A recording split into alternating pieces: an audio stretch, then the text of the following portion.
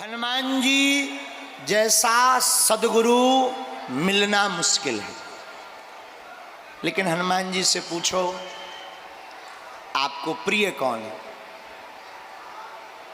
साधु कहते हैं राम। पर आज हम जिनकी कथा गाने को बैठे, साधक कहते थे जग में सुंदर हैं दो नाम, चाहे कृष्ण कहो या राम, बोलो राम राम राम बोलो। माखन ब्रिज में एक चुरावे, एक बीर भिलनी के खावे।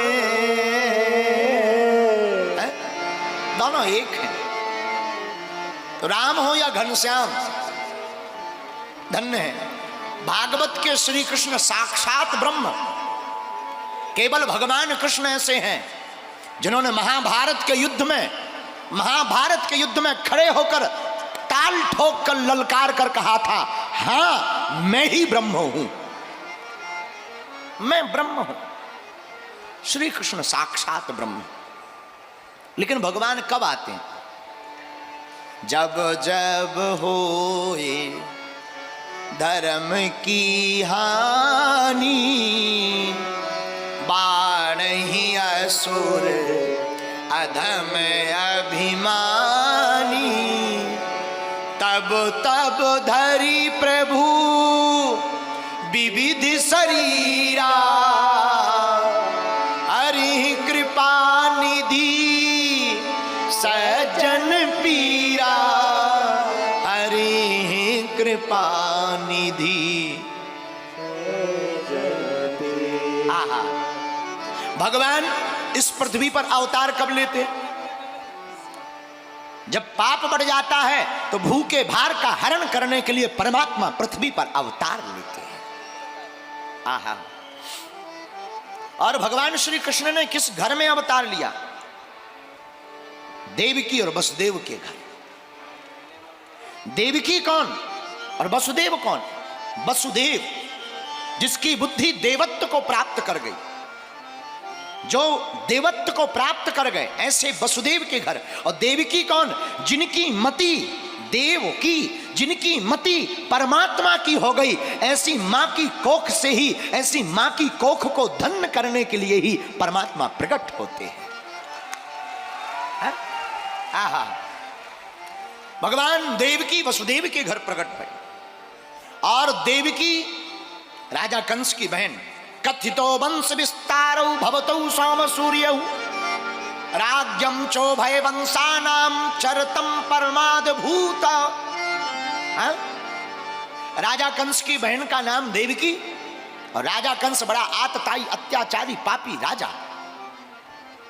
देखो, पुण्य और पाप, सत्य और असत्य, दिन और रात, सुख और दुख एक दूसरे से जुड़े हुए हैं। उसी प्रकार दानव और देव दोनों भी जुड़े हैं। लेकिन जब इस पृथ्वी पर पाप बढ़ जाता है, कोई काम नहीं आता है, तब हमारे परमात्मा अवतार लेकर के भूखे भार का हरण करते हैं। राजा कंस ने अपनी बहन देवकी का विवाह वसुदेव से किया। विवाह किया तो मन में विचार किया, बहन हमारी बहुत प्रिय है, हम गांव के बाहर इसे छोड़ने जाएंगे, लोग हमारी वाहवाही करेंगे कि राजा बड़ा ही श्रद्धावान है, राजा बड़ा भावुक है, इमोशनल है। तो गांव के बाहर तक राजा कंस जब देवकी को छोड़ने के लिए गया, पर एक बात बोले मेरे पागलों, कोई किसी को नहीं चाहता, कोई किसी को नहीं चाहता, सब अपने आप को चाहते हैं और अपने लिए चाहते हैं। कोई किसी को नहीं चाहता, सब अपने के लिए चाहते, अपने आप के लिए चाहते। और वही राजा कंस जो कुछ देर पहले इतना प्रेम कर रहा था कि नंगे पांव, ना रथ ना कुछ, हाथ में घोड़ों की चाबुक पकड़ करके अपनी बहन की विदा करने के लिए मथुरा से बाहर तक निकल पड़ा। और जैसे ही आकाशवाणी हुई, राजा कंस, इसी तेरी बहन देवकी का 8वां लाल तेरा काल होगा।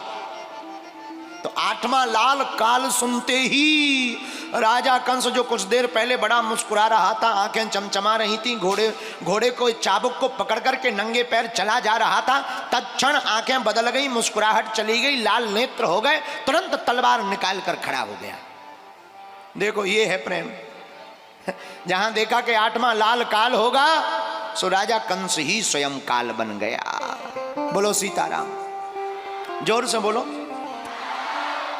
जो मुस्कुरा रहा था नाराज हो गया। लोग कहते हैं महाराज हमारा प्रेम बहुत अटूट है, बहुत अटूट।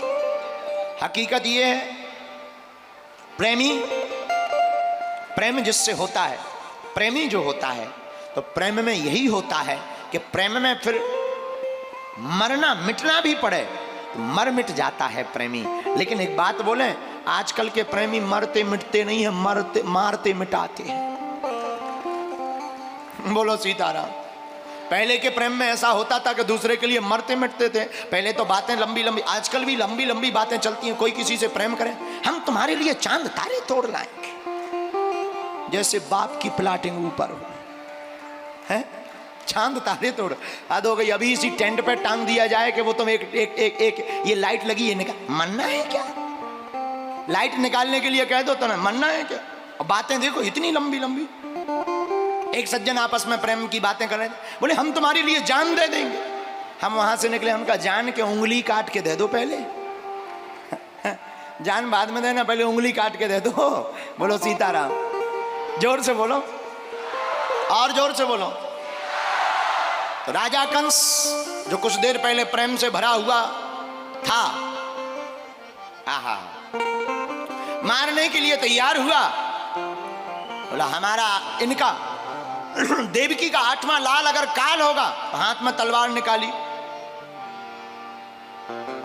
और निकाल करके कहा कि अब 8वां लाल काल होगा ही नहीं। बोले क्यों? बोले ना रहे बीन ना बजे बांसुरी, जब बहन ही नहीं रहेगी तो लाल कहां से होगा, और लाल नहीं होगा तो काल कहां से होगा। केवल राजा कंस बोला हमारा ही कमाल होगा।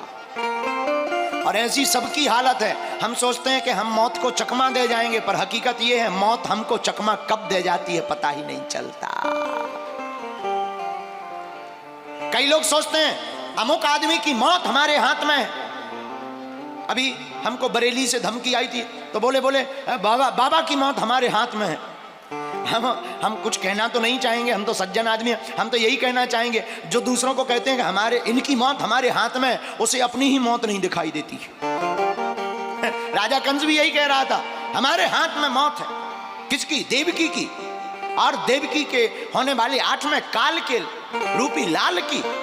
पर हकीकत यह है राजा कंस, तुम सोच रहे हो तुम्हारे हाथ में मौत है, पर हकीकत यह है तुम्हारी मौत तुम्हारे ही हाथ में है। बोलो सीताराम, जोर से बोलो।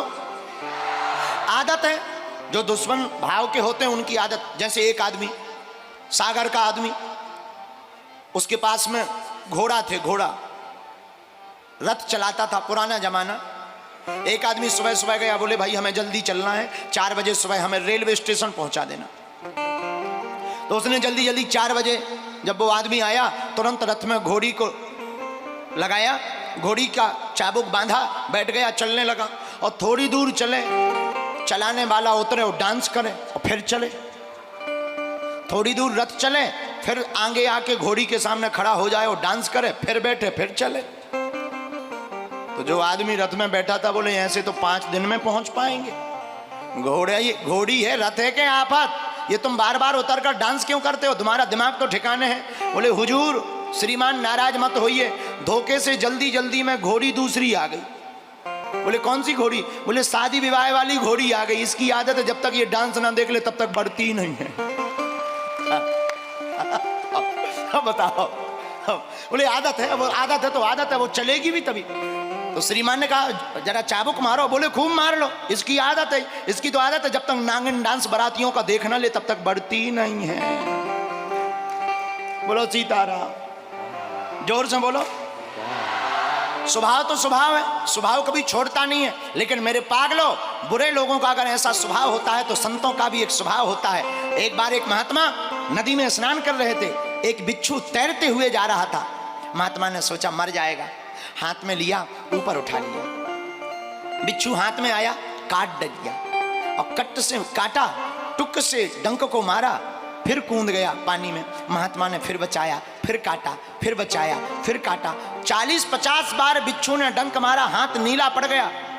किनारे पे खड़े हुए व्यक्ति ने कहा पागल हो क्या, बुद्धिमती मारी गई, मरने दो ऐसे आदमी को जो बार बार काटता हो, जैसे तुम बचाना चाह रहे हो वो काटता हो, मर जाने दो। महात्मा ने कहा नहीं। बोले क्यों? बोले ये बिच्छू है, जीव है, जब ये अपनी आदत काटने की नहीं छोड़ सकता तो हम महात्मा हैं, हम बचाने की आदत कैसे छोड़ देंगे?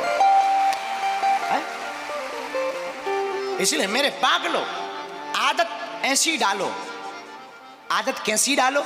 आदत ऐसी होनी चाहिए, मुख पर प्रभु का नाम और जुबान पर प्रभु का नाम, हृदय में भक्ति होनी चाहिए। लेकिन कई लोगों की आदत तो और खराब है, पीने की होती कई लोगों की। हाँ, एक सज्जन हमें मिले, हमने कहा और बताओ क्या लेते हो? बोले कुछ नहीं, सुबह शाम ले लेते हैं। हम कहा ठटरी के बारे सुधरते नहीं। बोले क्या बताया? आदत है, आदत है। अब आदत है, जा ही नहीं रही। मैंने कहा आदत बड़ी बेकार है। बोले बहुत बेकार है, बहुत बेकार है। हम कहा कोई बात नहीं, आदत छूट जाएगी। बोले पॉसिबल? हम कहा बिल्कुल। हमने बोले क्या पॉसिबल है? हम कहा तुम्हें पीने की आदत है? बोले हाँ। हम कहा पीने हम भी तुम्हें पिलाएंगे। बोले फिर तो हम तुम्हारे पास आएंगे। हमने कहा हम भी तुम्हें पिलाएंगे। वो बोला हम फिर तो तुम्हारे पास आएंगे। हमने कहा अंतर है, तुम जो है पौवा पीते हो, हम तुम्हें राम नाम रस की कथा पिलाएंगे। ये भी आदत है, लेकिन एक अच्छी आदत है, एक बुरी आदत है। एक आदमी हमें मिला, एक संत को मिला, बोला महाराज जुखाम है, हमने सुना दारू पीने से जुखाम मिट जाता है, दारू पीने से जुखाम मिट जाता है। महात्मा बोले पी ले पी ले पी ले। बोला क्या जुखाम मिट जाएगा? महात्मा बोले तुम जुखाम की बात करते, इंसानों के, लोगों के मकान मिट गए, जमीनें मिट गई, लुगाई मिट गई, बाल बच्चे मिट गए, तुम जुखाम की बात, कई लोगों के लीवर मिट गए, तुम जुखाम की बात करते हो। बोलो सीताराम, जोर से बोलो। यही हम कहना चाहते, जाम क्यों पीते हो जाम, शाम को पियोगे सुबह उतर जाएगी। अरे मूर्ख, गोविंद नाम पीकर तो देख, जिंदगी भर के लिए चढ़ जाएगी। जाम का मतलब शराब।